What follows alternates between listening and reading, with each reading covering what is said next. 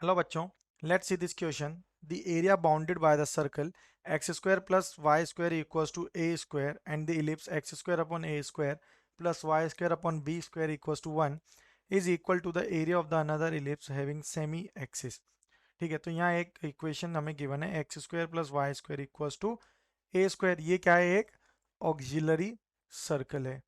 ठीक है, तो यहाँ पे अगर हम देखें तो ये area bounded by circle and the ellipse is equal to area of the another ellipse. तो ये चीज फाइंड करने के लिए हमारे पास जो फॉर्मूला होता है वो क्या होता है? Area of circle minus area of ellipse.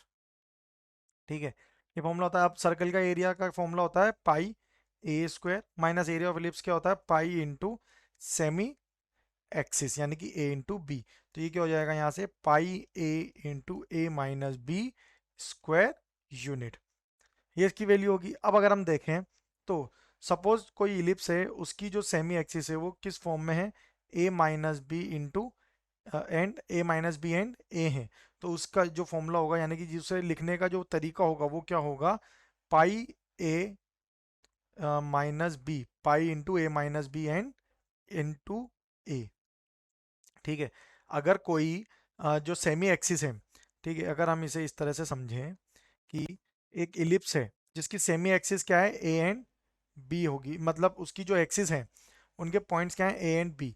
तो उनके सेमी एक्सिस क्या होंगे? ए माइनस बी इंटू जो है ए माइनस बी इंटू ए है।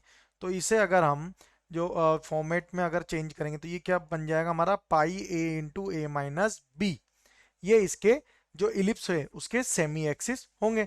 इट मीन्स ये किसके इक्वल आ रहा है? ये हमारा जो टर्म आ रही है उसके ही इक्वल आ रहा है। इट मीन्स ये जो एरिया ऑफ सर्किल है, एरिया ऑफ सर्किल एंड जो इलिप्स है वो क्या है? एरिया ऑफ अनदर इलिप्स के ही इक्वल होगा। ठीक है, तो यहाँ पर ये जो एरिया आ रहा है वो उसके जो सेमी एक्सिस है इलिप्स के वो क्या है?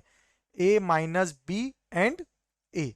Okay, so our final answer is A minus B and A, that is option B. Best of luck.